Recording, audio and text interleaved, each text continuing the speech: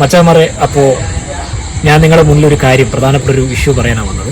നമുക്കറിയാം, ഇപ്പോൾ കർണാടകയിൽ ധർമ്മസ്ഥല എന്ന് പറയുന്ന സ്ഥലം, അതിപ്പോൾ നമ്മുടെ മലയാളം മീഡിയൊക്കെ ആയിട്ടുള്ള ഇഷ്യൂസ് ഒരു പ്രശ്നം ഇപ്പോൾ ഏറ്റെടുത്ത് തുടങ്ങിയിട്ടുണ്ട്. അതുപോലെ നമ്മുടെ മനാഫ് മച്ചാനൊക്കെ യൂട്യൂബ് മച്ചാനൊക്കെ ഇപ്പോൾ ആ ഒരു ഇഷ്യൂസുമായിട്ട് ബന്ധപ്പെട്ട് എന്താ പറയുക ഓടുന്നുണ്ട്, ആ ഇഷ്യൂസ് പുറത്തു കൊണ്ടുവരാൻ വേണ്ടിയിട്ട് ശ്രമിക്കുന്നുണ്ട്. എന്താ ഇഷ്യൂ എന്ന് പറഞ്ഞാൽ അവിടെ ഒരുപാട് പേര് ദുരൂഹ സാഹചര്യത്തിൽ മരണപ്പെട്ടിട്ടുണ്ട്. അവിടെയുള്ളൊരു ക്ഷേത്രവും ഭാരവാഹികൾ, അവിടെ ഒരു ശുചീകരണ തൊഴിലാളി, ക്ഷേത്രത്തിൻ്റെ ഭാഗമായിട്ട് ശുചീകരണം നടത്തുന്ന ഒരു തൊഴിലാളിയാണ് ഈ ഒരു എന്താ പറയുക വെളിപ്പെടുത്തൽ നടത്തിയത്.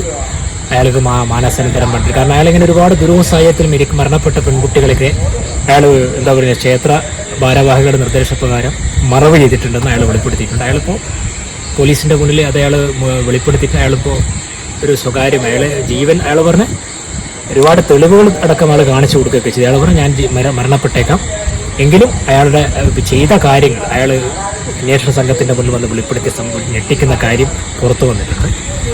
അപ്പോൾ 2005 ആ സമയത്ത് തൊട്ട് എനിക്കൊന്ന് 16 വരെയുള്ള കാര്യമാണ് അയാൾ വെളിപ്പെടുത്തിയത്. ഇവിടെ ഇപ്പോൾ 2012 ഒക്ടോബർ 9 ഒരു 17-കാരി കോളേജ് പെൺകുട്ടി സൗജന്യ എന്ന് പറയുന്ന ഒരു കോളേജ് പെൺകുട്ടി അവിടെ കാണാതാവുകയും പിന്നീട് പലവട്ടം പോലീസ് സ്റ്റേഷനിൽ പരാതി കൊടുത്തപ്പോൾ അവരൊക്കെ ഫോട്ടോ കൊണ്ടുവരാൻ പറഞ്ഞു. കാര്യമായൊരു മുന്നേറ്റവും മൂവ്മെൻറ്റ് അവരുടെ ഭാഗത്ത് ഉണ്ടായില്ല. അങ്ങനെ കാട്ടിലൊക്കെ തിരഞ്ഞു. അവസാനം ആ കുട്ടിയുടെ റേപ്പ് ചെയ്യപ്പെട്ട ബോഡി കിട്ടുകയും വികൃതമായ രീതിയിൽ റേപ്പ് ചെയ്ത് ആ കുട്ടിയുടെ ബോഡി കിട്ടി.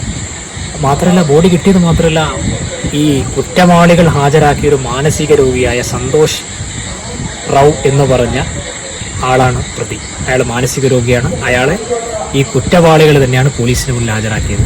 അവരുടെ ഈ കുട്ടിയുടെ, അതായത് സൗജന്യയുടെ മാതാപിതാക്കൾ ആണയിട്ട് പറയുന്നുണ്ട് ഈ സന്തോഷ് റാവു അല്ല കൊലയാളി. അപ്പോൾ ഞാൻ പറയുന്നത്, ഇത് ഇത്രയും കൊലപാതകങ്ങൾ നടന്നിട്ടും ഇത്രയും പെൺകുട്ടികളവിടെ മിസ്സായിട്ടും എന്തുകൊണ്ടാണ് ഇത് ഇതിൻ്റെ പേരിൽ ഒരു അന്വേഷണം നടക്കാൻ അവിടെയുള്ള പോലീസ് ഡിപ്പാർട്ട്മെൻറ്റ് തയ്യാറായില്ല? ഈ കാണാതായ പെൺകുട്ടികളെ കുറിച്ചൊക്കെ വ്യക്തമായ ഒരു പരാതി പോലീസ് സ്റ്റേഷനിൽ ഉറപ്പായിട്ടും വന്നിട്ടുണ്ടാവും. ഈ ധർമ്മസ്ഥല എന്ന് പറയുന്ന സ്ഥലത്ത് എന്തുകൊണ്ട് പോലീസ് അന്വേഷിക്കുന്നില്ല? ഇതിൻ്റെ പിന്നിലൊരു വൻ മാഫിയുണ്ട്. ആ മാഫിയെ പുറത്തു കൊണ്ടുവരാൻ അവിടെയുള്ള പോലീസിനോ പോലീസ് ഡിപ്പാർട്ട്മെൻറ്റിനോ പറ്റുന്നില്ല. കാരണം അധികാര രംഗത്തുള്ള ആളുകൾ പോലും ഇതിലുണ്ട്. അതൊരു പ്രധാനപ്പെട്ട കാര്യമാണ്. കാരണം നമ്മുടെ ഇപ്പം തന്നെ ഒരു എന്താ പറയുക, അവിടെ ഒരു ദുരൂഹമായ, അവിടെയുള്ള ഇന്ത്യൻ ഭരണഘടനാ ഇന്ത്യൻ കോൺസ്റ്റിറ്റ്യൂഷൻ അനുസരിച്ചോ ജനാധിപത്യ രീതിയിലൊന്നും അവിടെ പ്രവർത്തനം നടക്കുന്നില്ല എന്നുള്ളൊരു ഇതല്ലേ കാണിക്കുന്നത്. ഈ ധർമ്മസ്ഥല എന്ന് പറയുന്നത് കർണാടക സ്റ്റേറ്റ് പെട്ട ഒരു സ്ഥലമാണ് ധർമ്മസ്ഥല, ഇന്ത്യയിൽപ്പെട്ട സ്ഥലമാണ്. അപ്പോൾ ഒരു ജനാധിപത്യ രാജ്യത്ത് ഇങ്ങനെയുള്ള ക്രൂവലായിട്ടുള്ളൊരു പ്രവർത്തനം നടക്കുമ്പോൾ അവിടെയുള്ള പോലീസ് ഉദ്യോഗസ്ഥന്മാരോ അല്ലെങ്കിൽ അവിടെയുള്ള ബന്ധപ്പെട്ട അധികാരികളൊന്നും അത് ശ്രദ്ധിക്കുന്നില്ല എന്ന് പറയുന്നത് വളരെ ദുരൂഹകരമായ കാര്യമാണ്. അവിടെയുള്ള ഇപ്പോൾ ക്യാബിനറ്റോ അല്ലെങ്കിൽ അവിടെയുള്ള പോലീസ് ഡിപ്പാർട്ട്മെൻറ്റോ അത് ശ്രദ്ധിക്കുന്നില്ല. അപ്പോൾ എനിക്ക് പറയാനുള്ളത്, ഇവിടെയുള്ള മലയാളം ചാനലുകളാണ് ഇപ്പോൾ ഇത് പ്രത്യേകിച്ച് റിപ്പോർട്ടർ TV, അതുപോലെ തന്നെ പിന്നെ 24 മീഡിയ 1 ഒക്കെയാണ് റിപ്പോർട്ട് ചെയ്ത് തുടങ്ങിയിട്ടുള്ളത്. അവിടെയുള്ള ന്യൂസ് ചാനൽ പോലും ശ്രദ്ധിക്കുന്നില്ല. അപ്പോൾ അതിലെന്തോ ഒരു ദുരൂഹതയില്ല, ഇതിൻ്റെ പിന്നിൽ എന്തോ ഒരു കളിയില്ല. ഞാൻ പറയുന്നത് ക്യാബിനറ്റ്, അതായത് സ്റ്റേറ്റ് ക്യാബിനറ്റ്, അവിടെ ഒരു സ്റ്റേറ്റ് ക്യാബിനറ്റ് ഉണ്ട്, ഒരു മന്ത്രിസഭയുണ്ട്.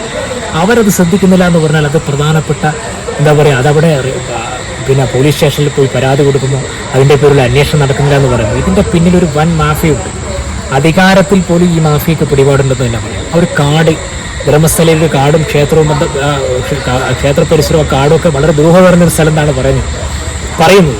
അപ്പോൾ അക്കാര്യത്തിലേക്ക് ഒരു തീരുമാനം, അല്ലെങ്കിൽ അത് ശ്രദ്ധിക്കാതിരിക്കാൻ എത്ര പേര് ദുരൂഹമായി കൊല്ലപ്പെട്ടു.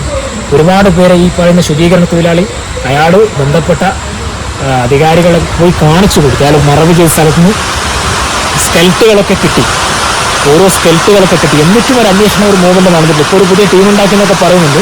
ഇനി ജനങ്ങളെ കണ്ണപ്പൊടിയിടാനാണെന്ന് അറിയില്ല. മാത്രമല്ല ഇതിനെതിരെ പ്രതികരിക്കുന്നവർക്കൊക്കെ ജീവഹാനി പോലും സംഭവിക്കുന്ന രീതിയാണ് അവിടെ നടക്കുന്നത്. ധർമ്മസ്ഥല എന്ന് പറയുന്ന സ്ഥലത്ത്, ഇത് ഇന്ത്യ എന്ന് പറയുന്ന മഹാരാജ്യത്ത്, ജനാധിപത്യ രാജ്യത്തുള്ള സ്ഥലമാണ്.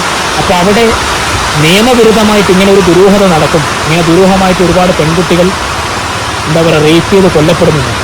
അതിൻ്റെ പിന്നിൽ ഏത് മാഫിയയിലും ഏത് തന്തയില്ലാത്തവന്മാരായാലും നിയമത്തിൻ്റെ മുന്നിൽ ഹാജരാക്കുകയും അവരെ ഏറ്റവും ശക്തമായ ശിക്ഷ കൊടുക്കുകയും ചെയ്യും. ഇനി അവിടെ ഒരു പെൺകുട്ടിക്കും ഇങ്ങനെ ജീവഹാനി സംഭവിക്കാൻ പാടില്ല.